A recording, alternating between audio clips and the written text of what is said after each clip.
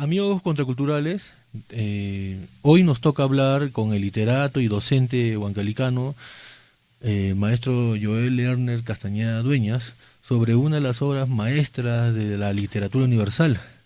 Estamos hablando de la Ilíada de Homero. Sea usted bienvenido a Contracultura, maestro Castañeda. ¿Qué tal, Jorge? Muy buenas tardes a cada uno de los radioyentes. Bueno, feliz y contento para compartir y dialogar sobre una de las obras fundamentales de la literatura universal, ¿no? Entonces, estamos a tu disposición, Jorge. Bien, maestro, muchísimas gracias. Quería iniciar esta conversación leyendo, ¿no? Dando lectura a una pequeña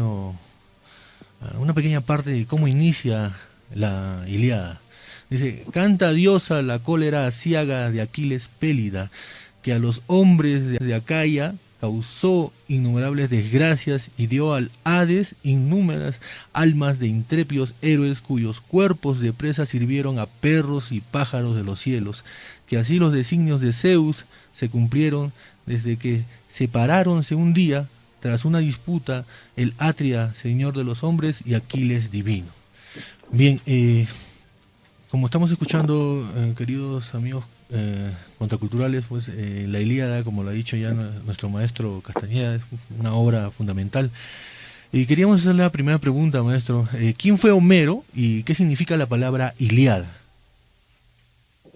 Ok.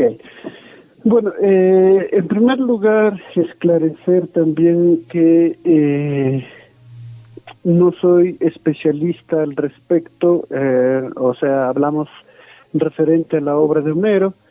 Sí, la obra la he leído y me ha encantado, he escrito algunos ensayos al respecto porque, bueno, respondiendo más a iniciativas e intereses míos que quizá un estudio, análisis detallado de la obra, ¿no? Entonces, los radioyentes disculparán por esa situación, quiero un poco también contextualizar al respecto. Bien, Homero fue un rapsoda, uno de los tantos rapsodas de la de la época griega antigua, que recopiló, aunque muchos lo consideramos autor de la obra, recopiló todas las historias que se iban hilvanando desde hace siglos anteriores a su nacimiento, vale decir el siglo VIII antes de Cristo. Él los fue recopilando y los fue uniendo, todas esas historias, en lo que ahora conocemos como Ilíada, ¿no? Ilíada se refiere pues al territorio en sí con el que los griegos, los egeos, tuvieron aquel conflicto que hasta ahora permanece en una hipótesis constante, debido a que si bien se han encontrado restos de la ciudad de Ilión, aún no se tiene referentes claros de si esa guerra que describe magistralmente Homero se haya sucedido tal como él lo describe, ¿no? Entonces, es eso, Ilíada proviene del término Ilión, y que se refiere a esta ciudad de la época egea de Occidente clásico, ¿no? Entonces, Ilión vendría a ser Troya, ¿no? Troya, exactamente, Troya. Bien, Homero, como usted lo sabe, maestro, Homero fue pues un aedo, ¿no? Que recorría las ciudades de la antigua Grecia y narraba, en este caso estamos hablando de la Ilíada, e incluso se tenía que apoyar tocando algún instrumento, ¿no? Un instrumento musical. Era más o menos así como el artista de la época, el que llevaba una especie de entretenimiento al pueblo griego en esa época. Por supuesto, por supuesto. Si hacemos una analogía, podríamos ver en la actualidad quienes cumplen con esta tarea, ¿no? En los 70, la generación Hora Cero, se iba de lugar en lugar, de pueblo en pueblo, para recitar sus poemas. Lo mismo hacía Homero, eso es un rapsoda, ese es un aedo, ¿no? Que va de un lugar a otro, cantando aventuras sobre lo acontecido en ciertas epopeyas, porque hay que ser claros en este aspecto. La Ilíada pertenece al género epopéyico, entonces es eso, y tú lo has descrito muy claro, ¿no? De que Homero fue o su narrativa estuvo destinada a distraer a la población y más que nada a la clase aristocrática de aquel tiempo, ¿no? Entonces, es eso, Jorge. Bien, interesante, maestro. Amigos contraculturales, un aedo podría haber iniciado su recital de esta forma, ¿no? Y me permito la licencia, maestro. Buenas tardes, gentes de Pilos. A vuestra ciudad ya ha llegado el gran Homero de la lejana Quíos, que de inmediato y sin trabas va a hablaros de la bella Helena, de la esposa de Menelao, de Esparta, que partió junto al príncipe Paris hacia la inexpugnable Troya, y que perseguida por su agraviado esposo junto al ejército griego, más numeroso que jamás hayáis visto, causante fue del peor desastre que la humanidad conocer pudo. Mas, si preferís saber qué dioses del Olimpo tomaron partido para con argucias resolver el grave conflicto entre griegos y troyanos, acercaos y abrid bien vuestros oídos, porque esta es una historia sin parangón, ¿no? Esto es interesante, lo hemos extraído de justamente de un libro que también tenemos acá de la Ilíada, ¿no? Y esto no es como una forma de hacer una propaganda de la época, ¿no? Es decir, llamar la atención de los escuchas. Sí, así es, Jorge. Recordemos que en aquellos tiempos las manifestaciones literarias, artísticas, están erigiéndose. Tal es el caso de, según la clasificación que hace Aristóteles, la lírica, la epopeya, y el teatro en sí, no lo que ahora conocemos como teatro. Entonces iban poco a poco amoldándose, haciendo ciertas o realizando ciertas combinaciones e inclusive ciertas metástasis entre cada uno de los géneros para poder luego tener una naturaleza propia, unas características propias que les distinguieran unos de otros, ¿no? Por ejemplo, en este caso tú has narrado la presentación que se hacía al inicio, el rapsoda, ¿no? Lo mismo en el teatro, los Hipócrates hacían lo suyo, pues, para presentar su teatro. Entonces, y un poquito más es recordar el ensayo que escribí, el rapsoda, el trágico o el poeta no escribía pues al azar o no contaba en este caso lo que a él se le ocurría, lo que a él se venía. Ella tenía un plan bien realizado para dirigirse al público, ¿no? Y en este caso tú nos estás narrando la introducción de los acontecimientos, ¿no? Entonces, eso quiero enfatizar en las estrategias que hacían cada uno de estos escritores y que tan magistralmente los reunió Aristóteles en sus obras, que es Arte Poética y Poética, ¿no?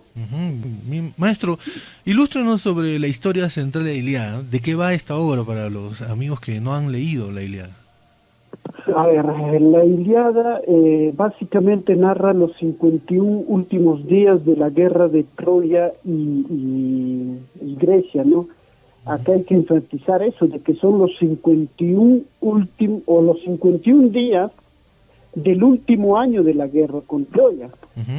Porque muchos, cuando hablamos de Troya, lo que hacemos, lo primero que llega a nuestra mente es el caballo de Troya, Helena de Troya, el rey Príamo, etcétera. Inclusive algunos posteriores a este hecho son la fundación de Italia, la huida de Eneas, la destrucción de Troya, etcétera. Y esos acontecimientos, hay que ser claro, esos acontecimientos no se narran dentro de estos 51 días. Los 51 días solamente corresponden al periodo en el que Agamenón, el rey de Micenas, Agamenón tiene un lío, un problema con Aquiles, a quien le quita una de sus siervas, ¿no? Que era uno de sus trofeos que había alcanzado. Briseida. Entonces, así es. Entonces lo que sucede es que, o mejor dicho, desde este momento es cuando empieza la narración que hace Homero, y culmina pues que en los honores que hacen al cuerpo ya inerte de Héctor, pues puesto que muere a manos de Aquiles, ¿no? Entonces, principalmente para los chicos de secundaria, esperemos que nos estén escuchando, puesto que son ellos los que más confunden esta situación, ya esos acontecimientos como el caballo de Troya, que sucede posteriormente a estos 51 días, o el rapto de Helena, que es mucho anterior a estos 51 días, ya se narra, pero a través de ciertos recursos y estrategias que hace Homero, que ahora lo conocemos como las retrospecciones y las prospecciones, vale decir los racontos, las analepsis. A ver, ¿a qué me refiero con esto? Que a través del desarrollo de la historia, algunos de los personajes se detienen y empiezan a recordar acontecimientos del pasado. Tal es el caso en una discusión entre Héctor y Paris, recuerdan cómo raptó a Helena, cómo después fueron perseguidos por Menelao, etcétera. Y asimismo hacen prospecciones a lo que pudiera suceder cuando Héctor despide a su esposa y lo deja en manos de Eneas. Le hace una prospección al encargarle no solamente el futuro de su familia, sino el futuro de Troya, que posteriormente será la Gran Roma, ¿no? Entonces, eso, dejar en claro bien, y repito una vez más, que la Ilíada, la obra Ilíada, se centra en estos 51 días del 10º año de la guerra con Troya.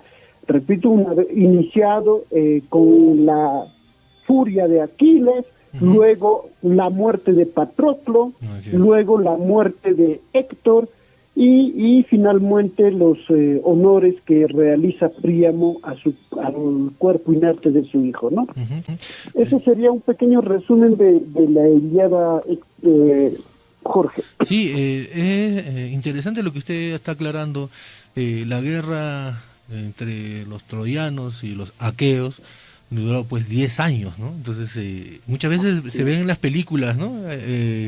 Y las personas confunden, piensan que la guerra fue eso, y esa guerra pues fue larguísima, y hay tanto que podrían haber escrito también, ¿no?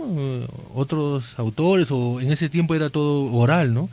Pero Homero nos da a conocer justamente esos 51 días, y eso es importante que se conozca, maestro. Jorge, así es. Aclarar aquí al respecto que esta obra, la Ilíada, pertenece al denominado ciclo troyano. Como tú has dicho, ¿cómo nosotros vamos sabiendo los acontecimientos que anteceden a la Ilíada y que prosiguen a la misma obra? Es por este ciclo troyano que no solamente la escribió Homero, sino que fueron escritos también por escritores y trágicos como Sófocles, como Eurípides, e inclusive como poetas como Píndaro, quienes también se centraron en estos acontecimientos de este denominado ciclo troyano. Por ejemplo, dentro de este ciclo troyano también pertenece lo que es la Odisea, que es precisamente uno de los héroes griegos, que es Odiseo. Para regresar a su tierra tiene que pasar 1001 aventuras. Posteriormente, Agamenón, cuando regresa a su tierra, su esposa también ya tenía amoríos con otro rey y es asesinado, etcétera, etcétera. Son acontecimientos que van a suceder dentro de un gran lapso de años, desde el periodo micénico, que fue alrededor del siglo XII antes de Cristo, hasta que por fin fuera derrotado el pueblo griego, ¿no? Entonces, hay que comprender también eso, el ciclo troyano. Claro.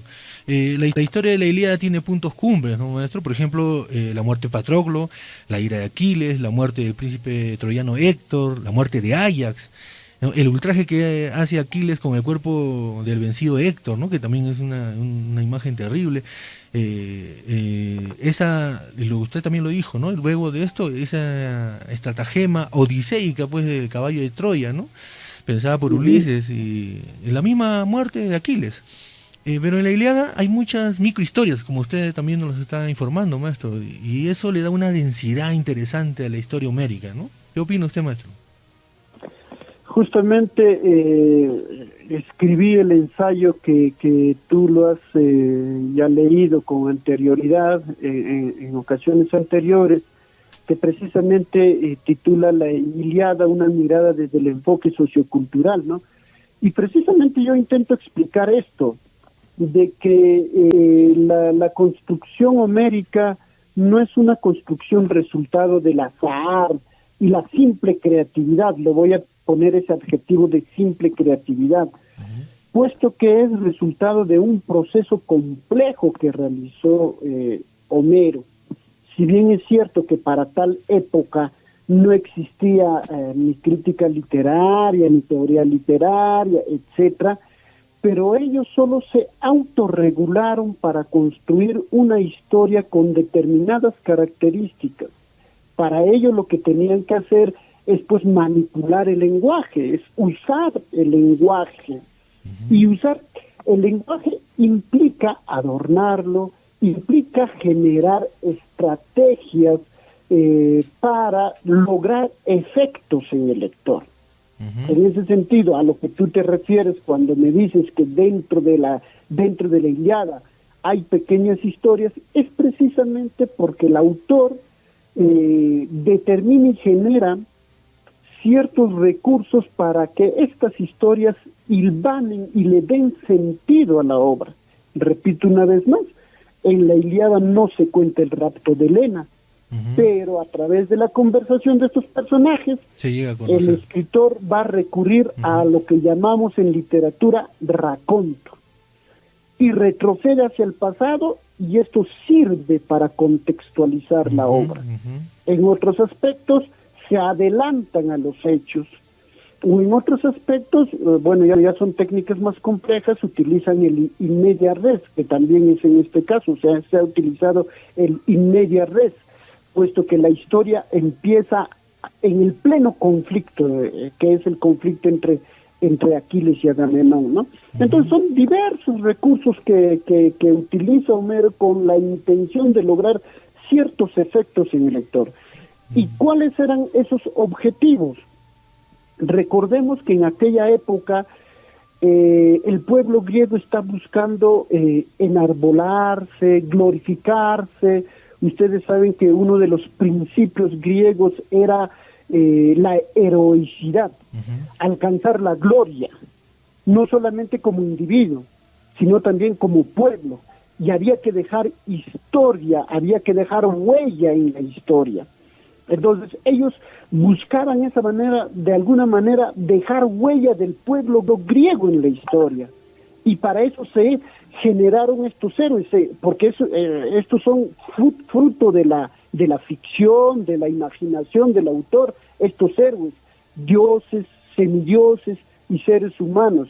¿Para qué? Para glorificar al pueblo griego. Entonces son intenciones de entre muchas otras que se puede inferir a partir del texto. Ojo, eso sí hay que tener claro, de que inferimos a partir del texto, puesto que no tenemos conocimientos mayores de Homero, ¿no?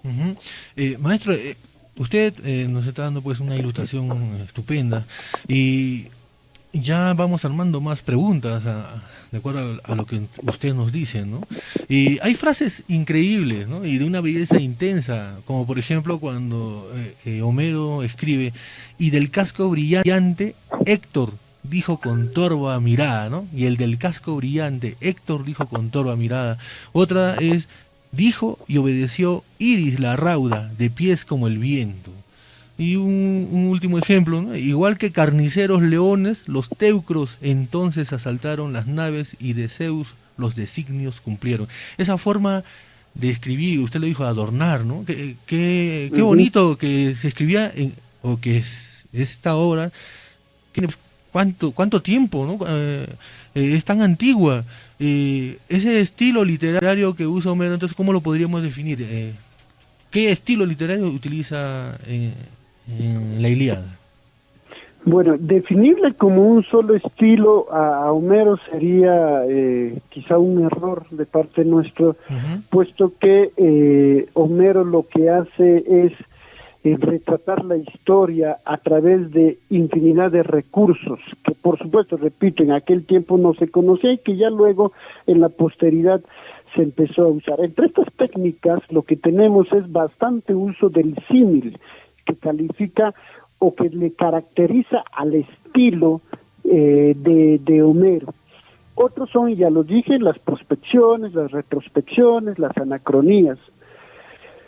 Un recurso estilístico bastante usado en aquella época es el Deus ex machina. ¿Qué quiere decir esto? Insertar en aspectos decisivos lo que es a los dioses, a seres mitológicos. Tal es el caso, por ejemplo, que al final y al cabo son los dioses quienes deciden quién es el vencedor de tal guerra. Por ejemplo, cuando va a morir Héctor en un inicio no desea participar de ello, pero cuando una de las diosas, si mal no me recuerdo, es la diosa Atenea, toma el cuerpo de Deífobo, que es uno de los héroes troyanos, y le empuja a Héctor para que acepte el reto que está recibiendo de Aquiles. Y solo por eso es que Héctor va a luchar, porque si no fuera así, si no fuera por la intervención de este dios, quizá no hubiese sucedido ello. Asimismo utilizan los diálogos alternados, los personajes, si tú lo has dicho hace ratito, caracteriza a sus personajes. Entonces, estos son personajes llamados arquetípicos. Entonces, ¿qué hacemos con estos personajes? Se les da ciertas cualidades, ciertas características que son reproducidos no solamente en esa época, sino inclusive hasta la actualidad se puede reproducir. Por ejemplo, uno de sus héroes, que es Odiseo, es caracterizado, o Ulises también es caracterizado por su astucia. Aquiles es caracterizado por su valentía, etcétera, ¿no? Y finalmente, uno de los, quizá el recurso más importantes y que hace que la historia estalle, vamos a decirlo así, es la anagnórisis, que experimenta, la transformación que experimenta Aquiles después de que se entera que Patroclo ha sido muerto a manos de Héctor, y el cual también es decisivo para que éste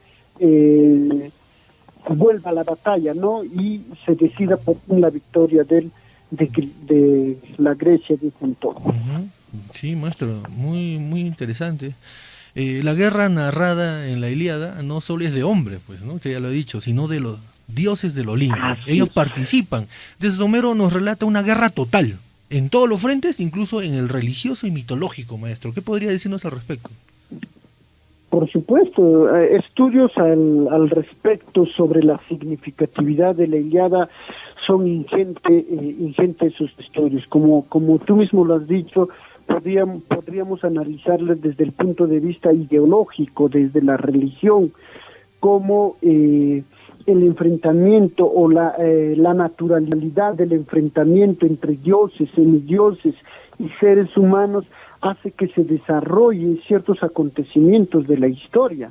Entonces, Es pues esta interpretación nos haría pensar sobre cierta profanación hacia los mismos dioses en los que creen estos individuos, tanto los troyanos como los griegos. Sabes muy bien que cada uno de estos pueblos tenían sus propios dioses, e inclusive cada familia tenía sus propios dioses, sabían a quiénes adorar, y había por los gobernantes había el respeto hacia ellos, ¿no? Entonces, interpretaciones al respecto, no solamente desde lo religioso y literario, sino desde lo histórico, desde lo filosófico, sí se pueden emprender, pero eso requeriría pues un tiempo y un análisis mayor, ¿no? Una investigación más. Porque la Ilíada es una historia con aristas psicológicas también, bueno, lo hemos dicho, mitológicas y hasta políticas, ¿no? Como los que los dioses arreglan entre ellos y conversan, y esto va a ser así, así, ¿no? De acuerdo a sus conveniencias. ¿Cree usted, maestro, que la Ilíada es un libro que debería ser leído ya por los niños? Bueno, existen adaptaciones para el nivel primario, secundario de esta obra, ¿no? En algunos casos son gráficas y en otros casos son prosaicas, pero sí es una obra fundamental que deberíamos de tener en cuenta dentro del plan lector de nuestras instituciones educativas. No obstante, la original sí es un poquito cargada, un poquito pesadito, quizá para estudiantes de séptimo ciclo podría ser ideal, pero sí es necesario tener en cuenta estas obras, no solamente estas obras, sino también obras peruanas, obras latinoamericanas de aquella época. También hay epopeyas escritas en el Perú. Entonces hay que rescatar también esas obras, ¿no? Bien, sí, así es, maestro. Bien, maestro Castañeda, el tiempo nos ha ganado. Le agradezco mucho la cátedra que nos ha dado, ¿no? Usted nos da una cátedra, nos ha enseñado mucho, hemos aprendido muchas palabras nuevas, muchas técnicas literarias, estamos conociendo y vamos a investigar. Creo que es importante su participación y en otras obras literarias clásicas también, que Contracultura está haciendo esto desde hace algún tiempo, conversando sobre las obras. Lo vamos a invitar también para seguir tocando el tema, hablar de otras obras interesantes, peruanas también, y así poder ir motivando a que los escuchas se interesen por la lectura. Le solicito, por favor, se despida de los contraculturales que nos estén escuchando hoy, de Huancavelica, en estos 2 años que venimos cumpliendo en Contracultura. No, agradecerte a ti, Jorge, por esta iniciativa. En verdad son pocos este tipo de programas y hay que darle continuidad, ¿no? Esperemos también tener el apoyo necesario de las entidades para que esto continúe. Y nada, simplemente esperamos en una próxima oportunidad seguir compartiendo sobre otros aspectos de lo que es la creación literaria u otros aspectos, ¿no? Muchas gracias, Jorge, y gracias también a los contraculturales, ¿verdad? Sí. Gracias. Gracias, maestro. Hasta luego. Cuídese mucho.